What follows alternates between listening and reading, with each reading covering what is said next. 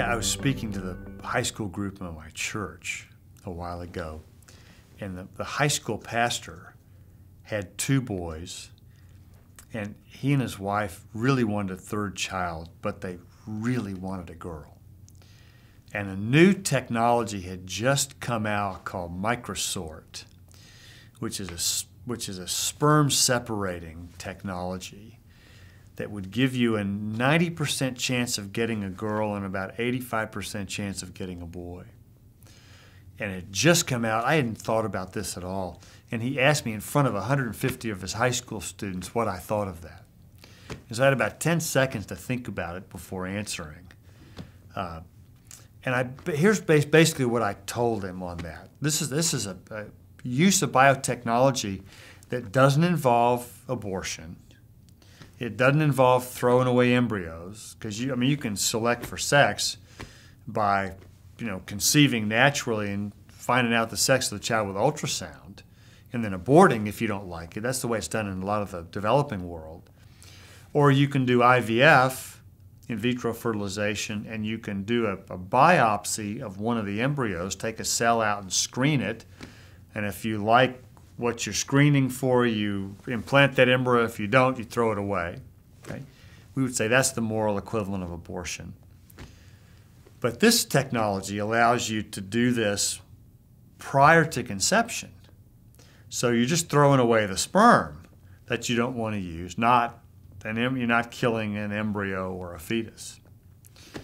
So here's what I told him. I said, the Scripture probably doesn't put up a red light that says to stop, but it probably puts up some yellow lights that say proceed cautiously. Okay? And here's some of the yellow lights that go up. Children are a gift.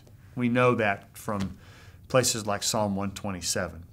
Though they're a gift in a little different way than they were in biblical times. Children were economic assets in biblical times. I'm actually still waiting for my children to become that today. Not holding my breath on that anytime soon. But children are nonetheless still a gift, and that one of the things that makes a gift is that you generally don't put specifications on it. In fact, if there are too many specifications on it, we'd say that that's a demand, not a gift, or an exchange and not a gift. I realize wedding registries notwithstanding. That's an exception to that. But for the most part, we receive gifts gratefully and open-handedly and without expectations and without specifications being attached to them. And what troubles me a bit about selecting for sex is that it has the potential, not necessarily so, but it has the potential to undermine the idea of children as God's good gift to be received open-handedly and gratefully. Another yellow light that I'd be interested in talking with the couple about is what kind of expectations for the child accompany a strong gender preference. Right? Now, I'm not convinced that we need to select for sex to, quote, balance our families. Okay? I have three boys. But I don't consider my family unbalanced. In fact, I think that's a little bit of an underhanded shot at the providence of God. Because if those are the three children that God's given us, I'm not sure I want to say that my family's unbalanced. Right? Now, you might want to say my children are unbalanced at some point. But my family is not unbalanced because those are the kids that God gave us. So I think those are caution lights. Similar caution lights exist, I think, for various forms of genetic testing. I think getting the information from genetic testing, I think, is fine. What you do with that information, I think, is a different matter. And I would suggest to most couples who are tempted to end pregnancies because they get bad news back on a genetic test is to be really careful about a couple of things. One, be careful about being presumptuous. I think it's presumptuous to assume that disability and unhappiness necessarily go together. That's simply not true. And it'd be very interesting to take an anecdotal poll of kids with genetic anomalies or certain other challenges and ask them if they think they would have been better off never having been born. I suspect that they'd look at you like, what a dumb question. Right?